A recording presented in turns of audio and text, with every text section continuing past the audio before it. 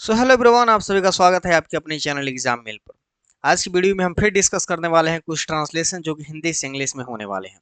ये video daily आपको 6 AM आपको मिल जाती है, बट आज ये वीडियो थोड़ी सी लेट है, इसके लिए माफ़ी चाहता हूँ। इस वीडियो सीरीज में 5 वीडियो मैंने अपलोड कर रखे हैं जिसमें काफ़ी यूनिक ट्रांसलेशन हमने डिस्कस किए हुए हैं। ये एपिसोड 6 है। अगर आपने वो 5 वीडियो जो कि ट्रांसलेशन सीरीज के थ्रू डिस्कस हो चुके हैं आपने नहीं देखा है, तो आप चैनल पर विजिट कर सकते हैं और वीडियो को देख सकते हैं। तो आज के ट्रांसलेशन में क्या खास होने वाला है उसको देखते हैं विदाउट एनी डिले। तो अगर आपको सेंटेंस कुछ इस तरह से बोलना हो हिंदी में कि मुझे अपनी कार प्रतिदिन धोनी पड़ती है, या फिर अगर आपको बोलना हो उसे मेरी किताबें लौटानी पड़ेगी, या फिर अगर आप कहते हो कि उन्हें मेरा सुझाव स्वीकार करना पड़ा, या फिर आपको कहना है कि मुझे अपने भविष्य के बारे में सोचना पड़ेगा, या फिर अगर आपको बोलना हो हमें अपने परिवार के लिए धन कमाना पड़ता है। अगर एक बात हम यहाँ पे गौर करें तो जितने भी सेंटेंस यहाँ पर मैंने लिखे हैं उन सभी सेंटेंस में एक बात कॉमन है। एक बात कॉमन ये है कि जितने भी सेंटेंस है वो दबाव दिखा रहे हैं, कंपल्सन दिखा रहे हैं। जैसे मुझे अपनी कार धोनी पड़ती है, या उसे किताबें लौटानी पड़ेंगी, या इसे ये काम करना पड़ा, इस तरह से सेंटेंस। तो तीनों सेंटेंसों में आप देख पा रहे हैं कि दबाव है, एक कंपल्सन है, एक मजबूरी दिखाई दे रही है कि ये काम करना पड़ेगा, या फिर मुझे करना पड़ा, या फिर मुझे करना पड़ता है। इस तरह के सेंटेंस जब आप देखते हैं तो इसको इंग्लिश में ट्रांसलेट करने का बहुत ही इजी तरीका है। आइए उसको डिस्कस करते हैं। सबसे पहले अगर हम बात करें टाइप 1 की, तो टाइप 1 जो है वो रिलेटेड है हैज हैव के साथ, टू और टू के बाद वर्ब की फर्स्ट फॉर्म के रूल के साथ। तो ट्रांसलेशन कैसे है, जैसे यहाँ देख पा रहे हैं, मुझे अपनी कार प्रतिदिन धोनी पड़ती है। इस सेंटेंस को अगर इंग्लिश में ट्रांसलेट करें तो सबसे पहले आपको लिखना होगा आई, इसके बाद आप लगाएंगे हैव, इसके बाद लगाएंगे to wash my car daily. इसको बनाने का सिंपल सा तरीका क्या है? सबसे सिंपल तरीका क्या है कि सबसे पहले इसमें आप क्या लिखें, सब्जेक्ट, और सब्जेक्ट के हिसाब से क्या लिखें, हैज हैव।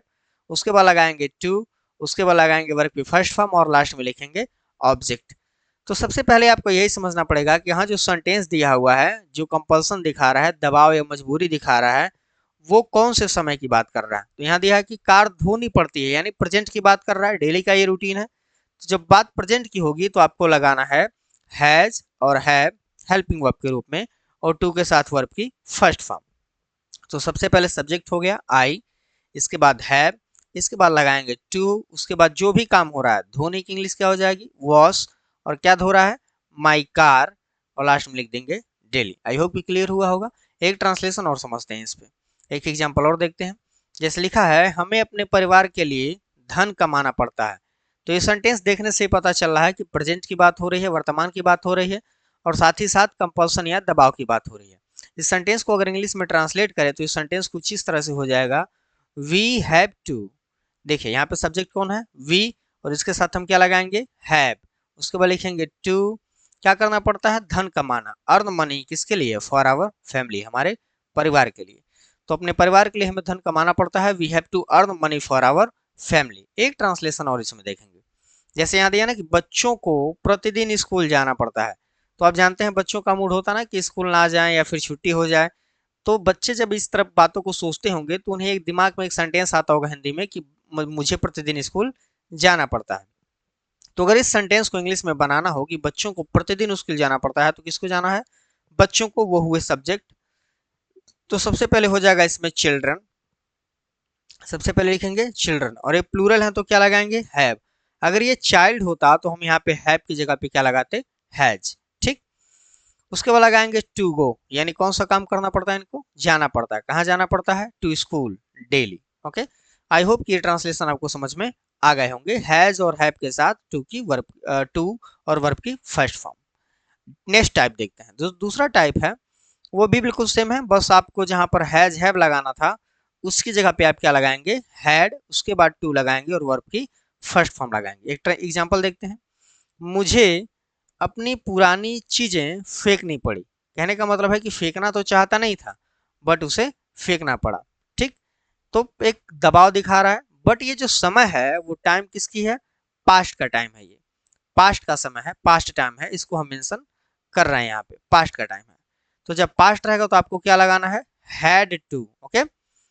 अब इसको अगर इंग्लिश में ट्रांसलेट करें तो सब्जेक्ट है मुझे, मुझे यानी आई, आई, इसके बाद लगाएंगे हैड टू, क्या करना पड़ा, फेंकना पड़ा, थ्रो माई ओल्ड थिंग्स, यानी अपनी पुरानी चीजें, यानी मुझे अपनी पुरानी चीजें फेंकनी पड़ी। I had to throw my old things. Okay, formula बिल्कुल सिंपल है, वही सब्जेक्ट है, उसके बाद आप हैड लगाएंगे, उसके बाद टू लिखेंगे, वर्ब की फर्स्ट फॉर्म लिखेंगे और लास्ट में लगाएंगे ऑब्जेक्ट। बिल्कुल ईजी है, कहीं कोई दिक्कत नहीं होने वाली है। इससे कुछ और एग्जाम्पल देख लेते हैं ताकि आपके लिए बेनिफिशियल हो, ईजी हो। तो यहाँ दिया हुआ है, पैसों के लिए मुझे अपनी पसंदीदा कार बेचनी पड़ी। देखिए कंफ्यूज नहीं होना है, बेचने का काम कौन कर रहा है, यहाँ एक वर्ड दिया है मुझे, तो ये आपका सब्जेक्ट है। तो सेंटेंस को कुछ इस तरह से बनाएंगे, आई मीन्स मुझे, हैड टू सेल यानी बेचनी पड़ी, आई के साथ क्या लगाएंगे, हैड, उसके बाद टू, और जो भी काम कर रहे हैं आप बेचने का, तो उसकी इंग्लिश हो जाएगी सेल। क्या बेचना पड़ा, माई फेवरेट कार, यानी मेरी पसंदीदा कार, किस चीज के लिए, मनी के लिए, फॉर मनी। ओके, अब यहाँ दूसरा सेंटेंस आपके सामने है कि जज के सामने उसे अपना अपराध स्वीकार करना पड़ा। तो ये भी पास्ट की बात कर रहा, सेंटेंस देखने से पता चल रहा है कि पास्ट की घटना है, और किसने स्वीकार किया, उसे, ये सब्जेक्ट है। तो इसको अगर आप ट्रांसलेट करें तो ये कुछ इस तरह से हो जाएगा, सबसे पहले हो जाएगा ही, यानी उसे, ही के साथ क्या लगाएंगे, हैड, क्योंकि ये पास्ट है, हैड टू एडमिट, एडमिट का मतलब होता है स्वीकार करना, आप इसकी जगह पे एक्सेप्ट भी लिख सकते हैं, ही हैड टू एडमिट या he had to accept his crime, यानी अपना अपराध, बिफोर द जज, यानी जज के सामने, he had to admit his crime before the जज, यानी उसे जज के सामने अपना अपराध स्वीकार करना पड़ा। आई होप कि ये दूसरा टाइप भी आपको समझ में आया होगा, कुछ नहीं करना है, बस जहां पर आप हैज हैव लगा रहे थे उसकी जगह पे क्या लगाएंगे, हैड, बाकी सेम रूल है। अब यहाँ टाइप 3 समझते हैं। टाइप 3 भी जो है वो बिल्कुल सेम है, बट ये बात करता है फ्यूचर की। तो यहाँ देख पा रहे हैं कि फ्यूचर में जब जाएगा तो आपको विल या सेल लगाना है, और साथ ही साथ क्या लगाना है, हैव टू, विल या सेल प्लस हैव टू, और लास्ट में वर्ब की फर्स्ट फॉर्म। एक ट्रांसलेशन इस पर देख लेते हैं, जैसे कहा जाए, उसे मेरी किताबें लौटानी पड़ेंगी। तो ये जो सेंटेंस है वो देखने से ही पता चल रहा है कि फ्यूचर की बात कर रहा है, कि कोई काम किसी आदमी को करना पड़ेगा, ऐसा उसका मतलब मजबूरी है, कह सकते हैं उस पर ये दबाव है, कंपल्सन है। तो इस सेंटेंस को अगर इंग्लिश में बनाएंगे तो सबसे पहले क्या हो जाएगा, ही। और एक बात यहाँ समझना जरूरी है कि जो विल है और जो सेल है, ठीक ना, इन दोनों में डिफरेंस ये है यूज के आधार पर, कि विल का प्रयोग आप करेंगे आई और वी के साथ, ठीक, और सॉरी आई और वी के साथ आप प्रयोग करेंगे सेल का, आई रहेगा और वी रहेगा तो प्रयोग करेंगे सेल का, लेकिन आई और वी के साथ विल भी इस्तेमाल हो सकता है, और बाकी जो भी सब्जेक्ट बनते हैं उसके साथ आप विल का इस्तेमाल करें, जैसे ही है, सी है, इट है, किसी का नाम हुआ तो आप विल इस्तेमाल करेंगे, आई और वी रहेगा तो जनरली सेल इस्तेमाल करेंगे। तो यहाँ समझते हैं, दिया उसे मेरी किताबें लौटानी पड़ी, he will have to return my books, he will have to return my books.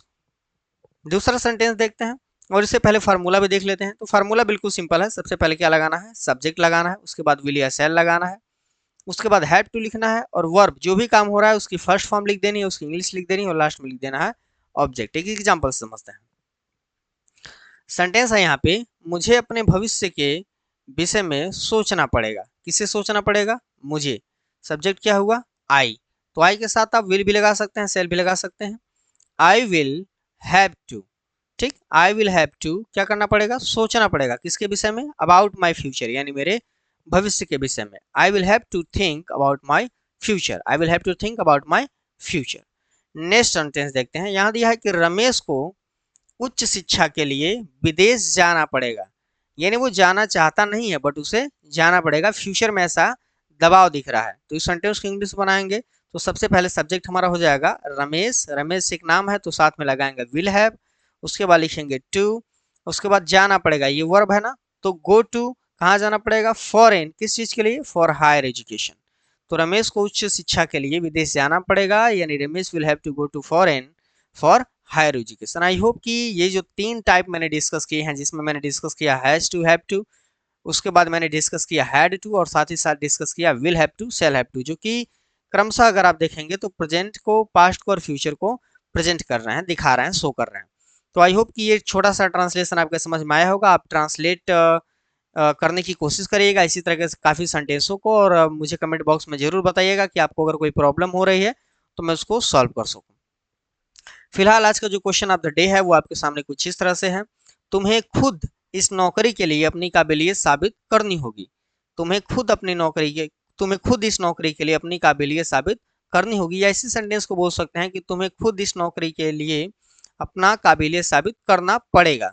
ठीक, तो ये सेंटेंस फ्यूचर का है, फ्यूचर में कंपल्सन है। मैंने फ्यूचर के कंपल्सन के रूल बता दिए हैं। आई होप कि आप इसको ट्रांसलेट कर पाएंगे। Try to translate this sentence into English and let me know in the comment box. If you have any question in your mind, you can ask through comment box. Okay, so thank you for being with us, and let's meet in our next video. Thank you so much.